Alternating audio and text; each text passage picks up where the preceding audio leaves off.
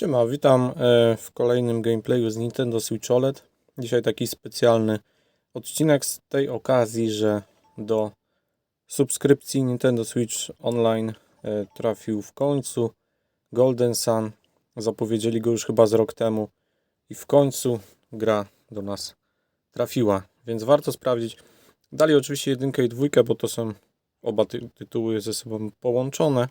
Ja zaprezentuję krótko jedynkę, bo ona się zaczyna tak ciekawie w wiosce, natomiast dwójka rozpoczyna się w takich podziemiach i początek nie jest tam zbyt ciekawy. Proszę, Izak, obudź się. Takimi oto słowami rozpoczynałem 12 lat temu mój let's play z tej gry.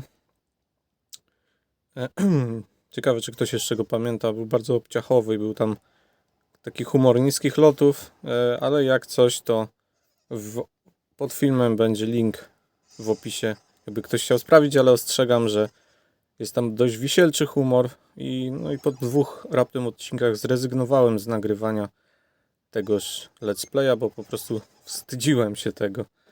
Ale dla ciekawych pod spodem jest, natomiast tutaj mamy w końcu tą grę na Switchu. Szkoda, że nie ma żadnego remake'a. No, marzyłby mi się remake Golden Suna 1 i 2, bo gra jest naprawdę świetna. Obie są świetne, obie stanowią tak jakby całość, można powiedzieć w pewnym sensie.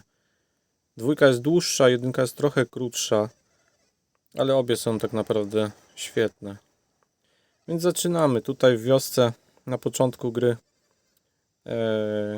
jest burza, z góry, z takiej pobliskiej góry spadają głazy, coś wywołało taką dziwną burzę, no i tym sposobem po prostu jest poruszenie w wiosce, bo spadają głazy. To jest nasz główny bohater Izak, spotyka właśnie drugiego głównego bohatera, jakim jest Gareth. I cóż, gra jest z gatunku JRPG, czyli japoński RPG, turowe walki, losowe walki, czyli nie ma na mapie, nie widzimy na mapie lokacji, prawda, gdzie toczy się, to znaczy gdzie chodzą przeciwnicy, tylko idziemy i nagle walka, czyli tak bardzo staroszkolnie. No i to jest ten duży głaz. Oczywiście to jest wszystko tak troszkę karykaturalnie tutaj przedstawione, bo głaz nie jest aż tak duży, jakby się mogło wydawać, ale stanowi jednak zagrożenie dla wioski. No to jest takie troszkę, wiecie, przerysowanie. Może też z powodu ograniczeń sprzętowych. Więc my się oddalamy. Dostaliśmy tutaj radę od tamtych osób, żebyśmy się oddalili. Także tak jak widzicie, spadają głazy, blokują nam przejście, trzeba iść inną drogą. Właśnie wtedy, jak chciałem grać w tą grę te 12 lat temu, to zacząłem grać na emulatorze w spolszczoną wersję ROMa. No w oryginale niestety gra nigdy nie wyszła po polsku, więc tak, czy myślicie, że umrę? Nie będę go pocieszał, wiedziałem.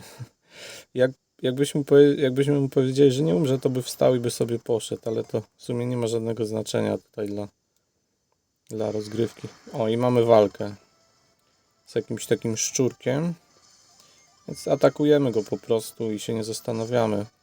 Ale zobaczcie, jaki twardziel. No, po 3 dopiero ciosach z mieczyka sobie zginął. Teraz z kolei mamy nietoperzyka. O, jakiegoś żeśmy użyli Criticala. No używamy tylko 2 przycisków, no bo to gra z Game Boya, także po prostu tyle było przycisków Czy mamy jakieś czary już dostępne? Nie.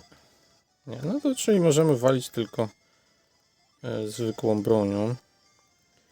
Co jest tutaj wadą w przypadku walk, że jak każemy zaatakować przeciwnika i na przykład tego samego 2 naszym bohaterom, jeżeli ten pierwszy go zabije, to ten drugi jakby nie przerzuci się automatycznie na, żeby zaatakować tego pierwszego, tylko on weźmie i straci turę, zamiast zaatakować z automatu tego drugiego przeciwnika. Także tędy nie przejdziemy. Musimy się wracać. Trochę tutaj żeśmy poszli nie tak jak trzeba. No, grafika jest bardzo ładna w tej grze. Biorąc pod uwagę, że to jest gra z Game Boya Advance'a i wydana w 2001 roku. No i tutaj będzie akcja na rzece. Felix, brat Jenny, wpadł do wody. No i się topi. Tak, pamiętam dokładnie jak dubbingowałem to w moim Zagrajmy Wy. Robiłem tu obciachowe głosy i wplatałem humor niskich lotów. No, teraz to już chyba jestem trochę za stary na takie wygłupy. Mogę sobie co najwyżej po prostu zwyczajnie pograć w gierkę. A naprawdę warto, jeżeli ktoś nie grał. No i oczywiście, jeżeli ktoś lubi gry JRPG. Tutaj na plus tej gry mogę powiedzieć, żeby zachęcić ewentualnie kogoś, że gra jest dość łatwa. Jeżeli ktoś nie czuje się za mocny w tego typu gry, no to właśnie muszę powiedzieć, że gra jest dość łatwa no i dość łatwo można ją ukończyć. Ogólnie ma ona też coś wspólnego jakby z Pokemonami, to znaczy zbieramy tutaj takie dżiny, a dżiny to są takie stworki, z tym, że nie wystawiamy ich do walki jak w Pokemonach, tylko po prostu one służą nam do ataków, że na przykład możemy je łączyć i dzięki nim tworzyć samony, takie różne. Także no, fajna sprawa z tymi dżinami jest. Kilkadziesiąt ich jest do zebrania.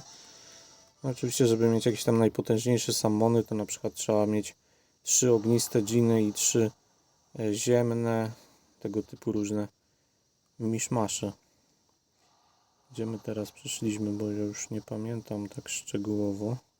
Bo nie grałem w to w zasadzie od kilkunastu lat, nie grałem w tą grę, także no, zobaczymy.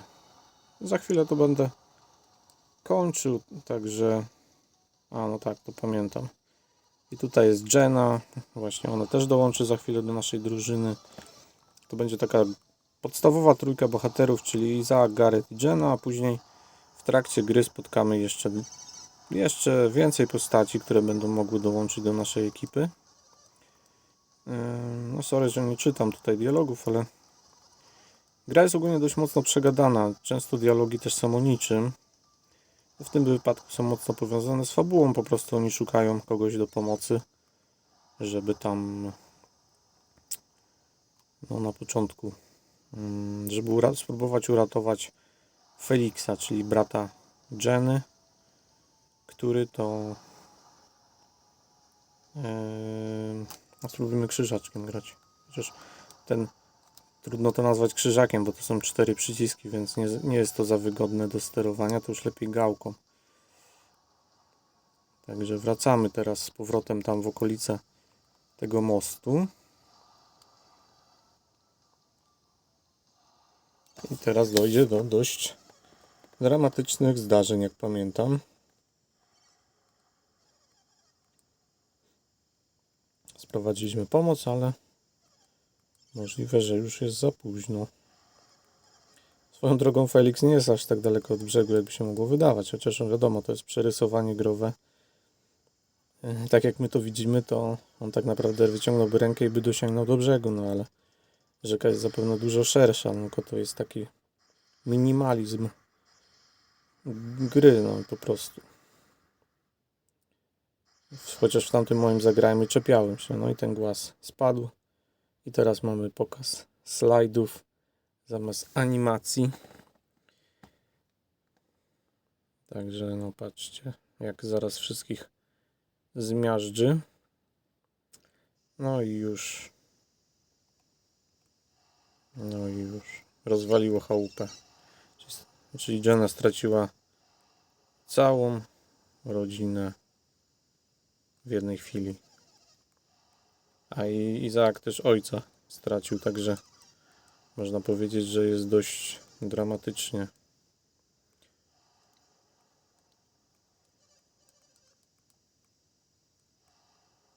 No i za chwilę ten prolog się tak naprawdę skończy.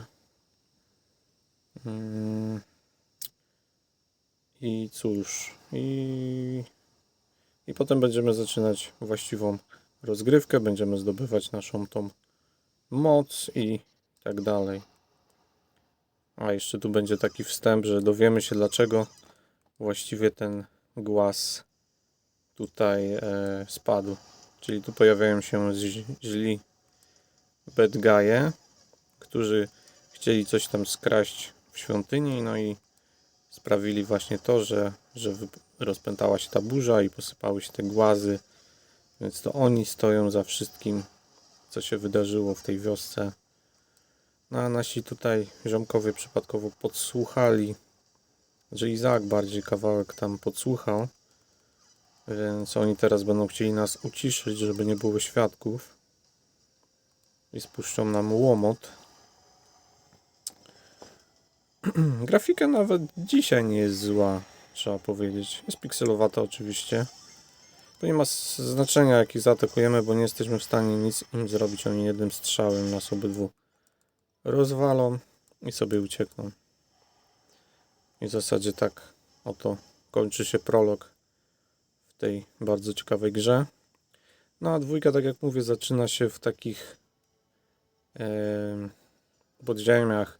Łazi się tam dużo po jaskiniach, także nie ma za bardzo co prezentować. Graficznie jest dokładnie taka sama jak jedynka. Nawet nie wiem, czy w Japonii to nie zostały te obie części wydane razem. Tylko u nas były podzielone 3 lata później. Także to tyle. I jakby ktoś chciał sprawdzić mój obciachowy let's play, to link jest w opisie pod filmem. Dziękuję bardzo za uwagę. Zachęcam jeżeli macie możliwość, do zagrania w Golden Suna.